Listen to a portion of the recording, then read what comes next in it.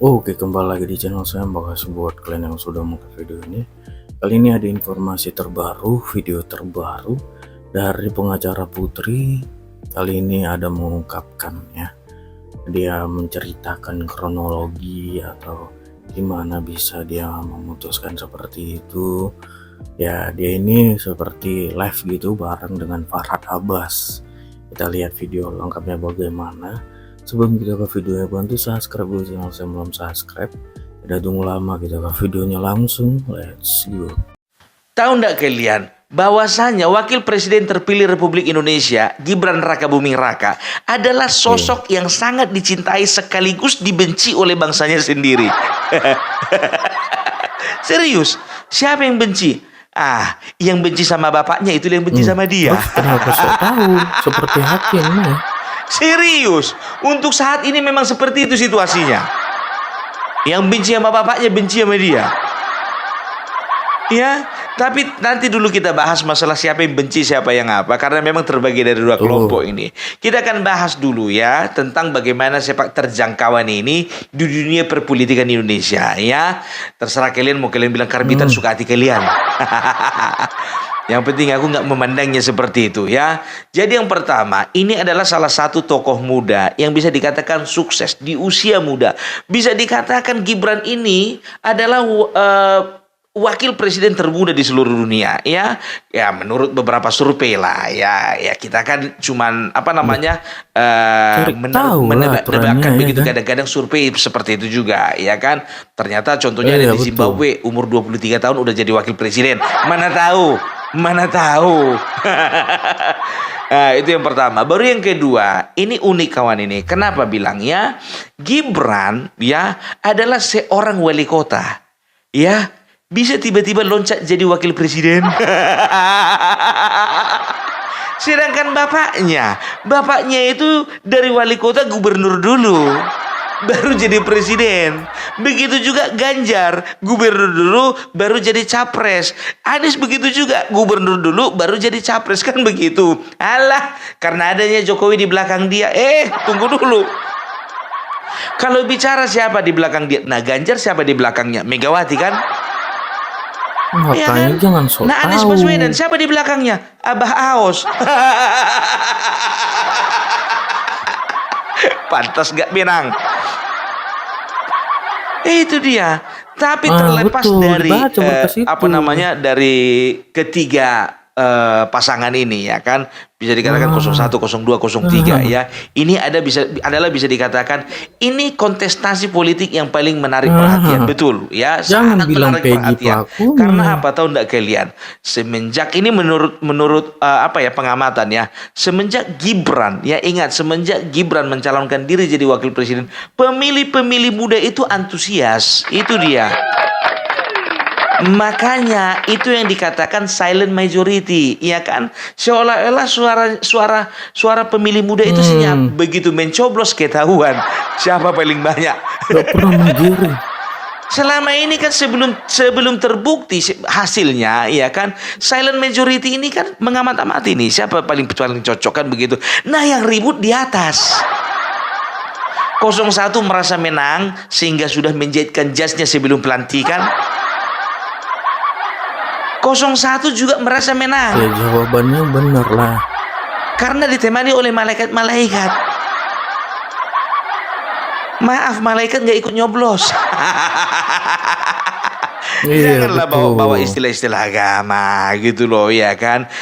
Dan juga nggak harus pakai jas kalau mau jadi presiden. Nggak seenak itu betul sekali, betul. Ya terbukti suara silent majority itu ya kan. Jadi jangan sampai, inilah bisa dikatakan jangan pernah kita underestimate bahasa Inggris.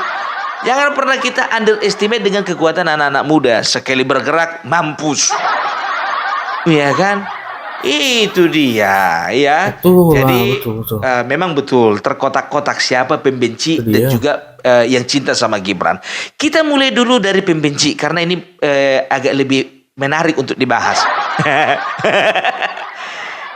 Siapa-siapa aja kelompok yang benci dengan Gibran. Yang pertama itu ya, sudah aku bilang tadi kan, yang benci bapaknya benci sama anaknya.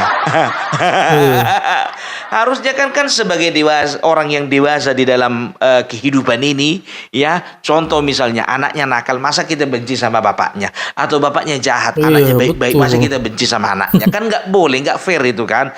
Nah, dalam berpolitik banyak juga orang yang Ah, nggak dewasa seperti ini. ah, Jadi ini udah pasti pembenci Jokowi ah. sama dengan pembenci Gibran. Hmm, Kalau ada 2 tersampaikan juta emosi kita pembenci ya. Jokowi, nah 2 juta lah itu pembenci Gibran. Hmm, Itu hmm. pertama, kelompok orang yang benci sama bapaknya atau kontra Jokowi. Baru yang kedua, kedua ini sudah pasti ya, adalah kelompok-kelompok intoleran.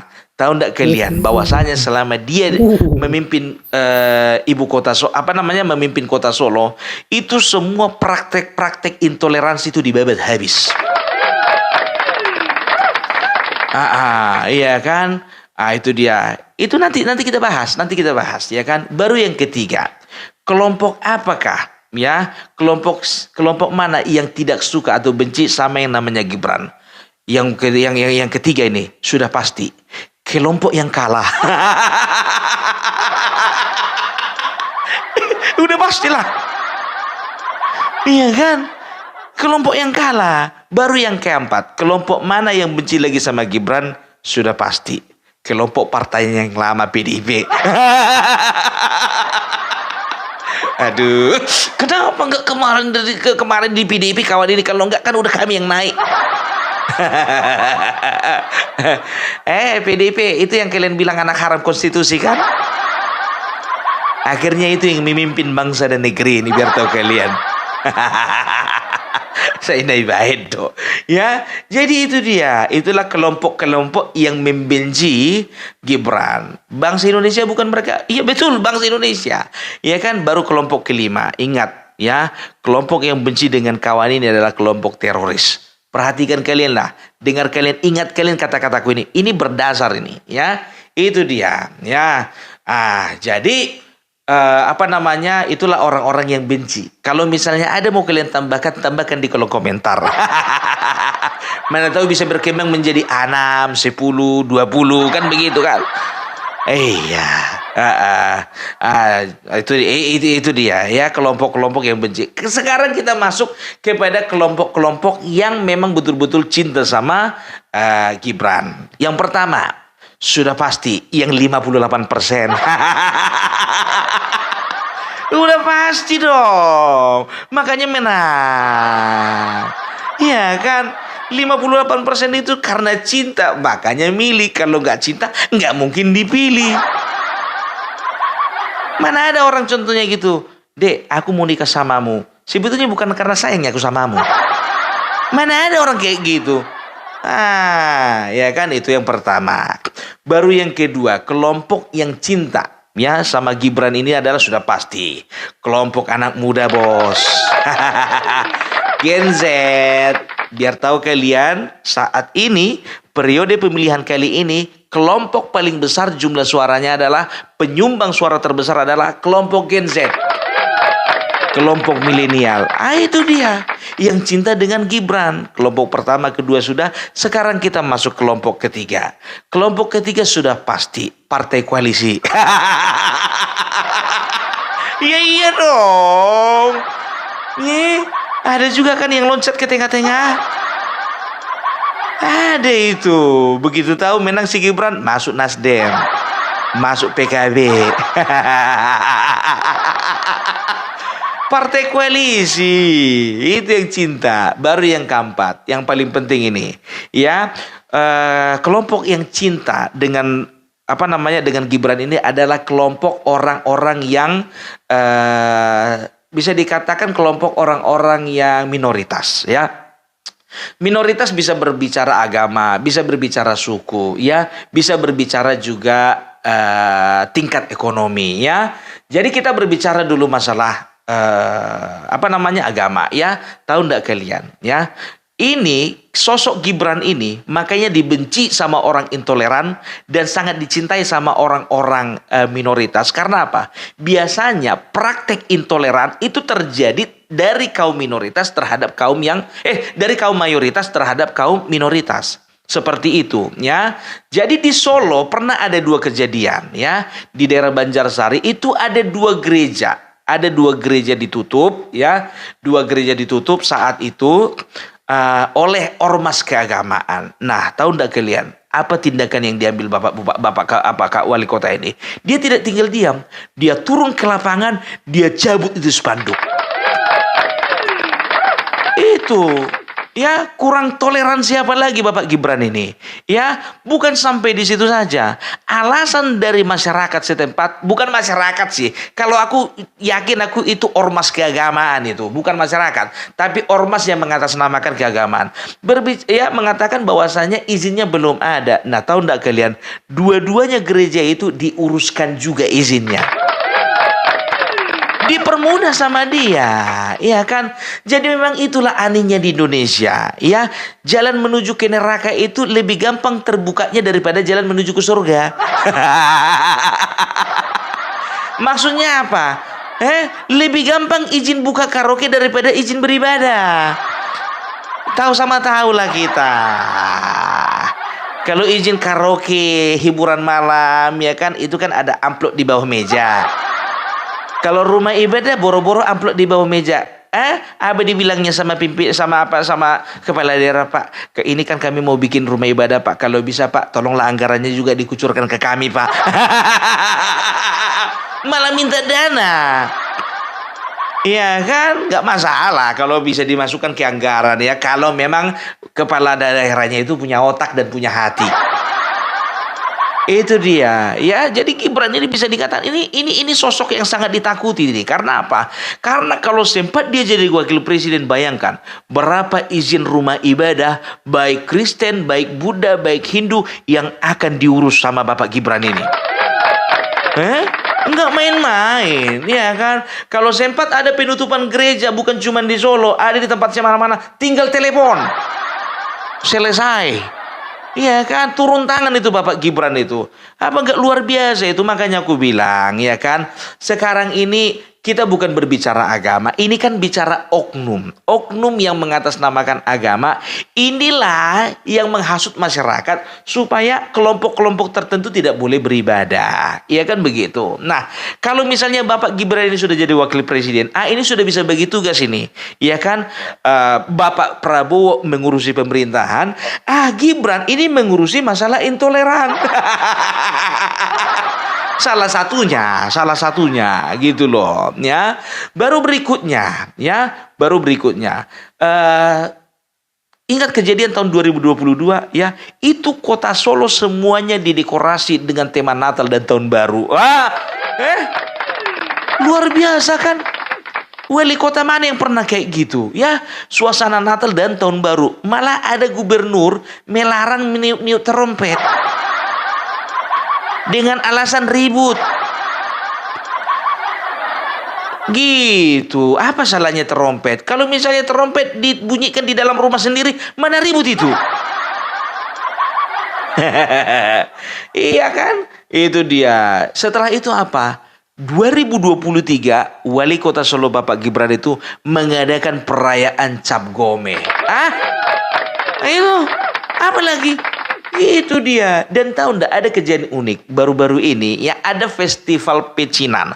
Kalau sudah di pecinan ya, itu udah pasti itu panitianya bukan orang Batak, itu bukan, tapi adalah orang-orang ya dari saudara-saudara kita Tionghoa. Jadi waktu di Solo ya, itu menuai protes festival pecinan itu. Tahu apa yang dilakukannya? Gibran memarkirkan mobil dinasnya di tempat festival diadakan. Nggak perlu orangnya berjaga-jaga di situ, mobilnya itu aja diparkir. Siapa yang berani? Tidak ada satupun ormas yang mengatasnamakan agama dan juga masyarakat berani mengganggu jalannya festival pecinan. Nggak ada. Itu makanya ini yang ditakuti oleh orang-orang kaum intoleran gitu. Makanya kita bersyukur ya kan. Kemarin kaum intoleran kan nggak ada di tengah-tengah kan. Nggak ada di 02 itu. Nggak ada, iya kan. Aku nggak bilang ada di 01, 03. Yang penting nggak ada di 02. Makanya bisa dipastikan ya, ketika Bapak Gibran menjabat ya, kalau bisa 5 tahun ini wakil presiden, nanti naik jadi presiden, tidak akan lagi intoleransi, boleh bercokol di bumi Indonesia ini. Iya dong. Tangerang Selatan gimana Pak RT? Apa kabar? Ya. Dan juga ini ada aduan dari beberapa teman ya. Ternyata ya banyak kasus-kasus gereja ditutup, gereja disegel. Itu yang gak mencuat ke permukaan gitu loh. Dan juga ada tempat-tempat ibadah tertentu juga yang mendapatkan perlakuan yang sama dengan yang di kota Solo. Hati-hati kalian. Tunggu pelantikan ya. Untuk RT, RW, Bupati ingat. Karena bukannya bilang apa ya, wali kota, salah satu wali kota yang cukup berani ini Bapak Gibran ini. Karena apa? Dia tidak mementingkan bagaimana perasaan sebagian masyarakat. Yang penting hukum dan undang-undang ditegakkan di negara Republik Indonesia. Iya dong.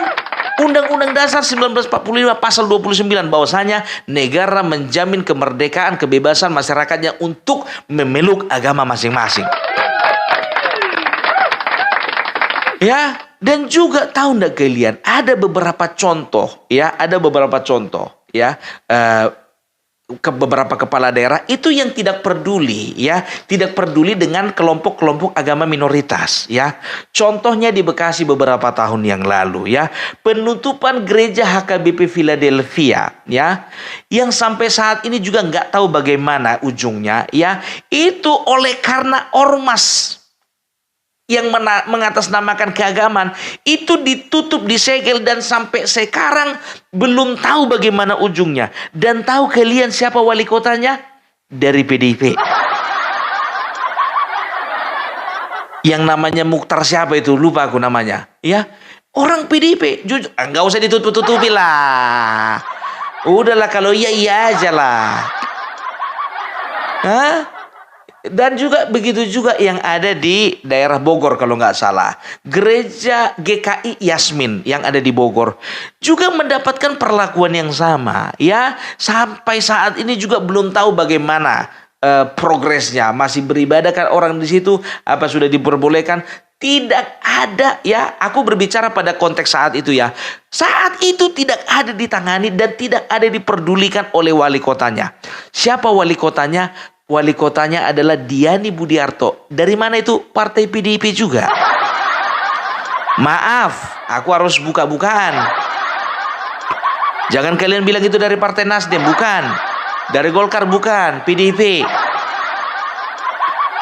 Ya. Jadi sekarang ini bukan masalah dari partai mana ya. Sekarang itu bagaimana kita bisa menjaga perasaan semua masyarakat. Jangan cuman masyarakat yang mengatasnamakan keagamaan. Betul ya, agama itu harus dipegang teguh. Tapi ketika kita berbicara konteks di ruang berbangsa dan bernegara, kita harus bisa bergandengan tangan.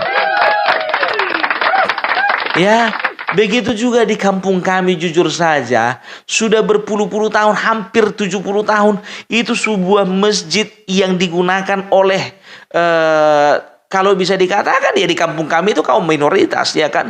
Tapi kami bergandengan tangan bagaimana menjaga supaya masjid itu tetap lestari. Begitu. Seperti itu juga di Papua, di NTT, di Maluku, di mana-mana pun juga. Itu dia. Jadi ini hati-hati ya, untuk kaum intoleran, dengarkan kalian ini. 10 tahun ke depan jangan coba-coba. Kena libas kalian, kena bal-bal.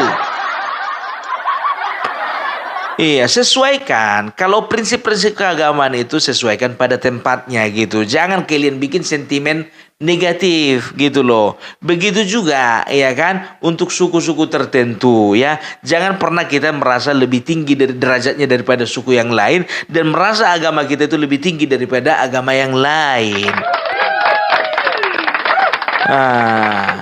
Iya kan, setuju kan? Setuju kan? Gitu dia. Jadi kalau ku bilang sama kalian, apalagi followernya Opung Parbelak yang sudah mau 70.000 ini, semua adalah pencinta toleransi. Iya dong. Ya, dan juga penontonnya Opung Parbelak yang belum subscribe kalian. Jujur ya, semenjak aku ngonten dari bulan 2 kemarin, baru ini aku minta subscribe. Terserah kalian, mau kalian gak subscribe gak apa-apa, mau kalian subscribe ya mau lehati godang. Puji Tuhan, alhamdulillah. Iya kan gitu. Iya dong, ya kan? Coba bayangkan kalian betapa indahnya kita bergandengan tangan antara satu suku dengan yang lainnya, antara satu agama dengan yang lainnya, antara satu golongan dengan golongan yang lainnya. Betapa indahnya negara kita ini. Sudah bisa dikatakan bahwasannya surga itu sudah menempati bumi Indonesia. Canggih kali bahasamu Pung pagi ini Pung. Mimpi apa kau?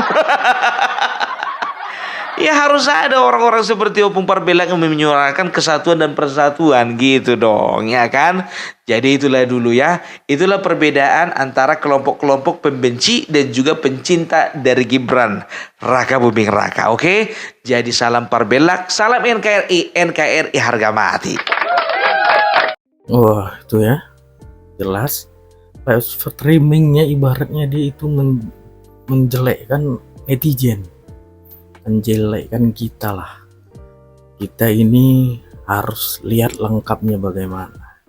Kita ini harus berpikir positif ibaratnya. Dia menyalahkan wartawan juga di situ. Dia menjawab pertanyaan wartawan katanya. Ya kalau menjawab itu yang benar. Jangan bilang Peggy merubah identitas. Jangan bilang Peggy adalah pelakunya. Udah tahu kalau dia itu pengacara, jadi wartawan itu kan ibaratnya kata-katanya itu ini bulat ini gitu ya, ini berarti betul diyakini itu gitu ya kan. Kalau kita gini yang ngomong mungkin kita nggak terlalu berpengaruh ya kan, karena dia itu pengacara korban. Aturannya ngomong yang betul, jangan asal ngomong. Itu hidup orang. Bayangin kalau itu hidup anakmu, hidup anakmu dipermainkan kayak gitu, gimana ya kan? Enak-enak kali ya bisa memutar-muter gitu ya. Pengen tahu saya lanjutannya kayak mana pas tanya Farhad Abbas ya, ini mau dilanjutkan atau kayak mana, atau ada pelaku yang lain. Nah itu harus dijawab itu. Oke, itu sekian video dari saya dan sampai bertemu di video saya selanjutnya. Buat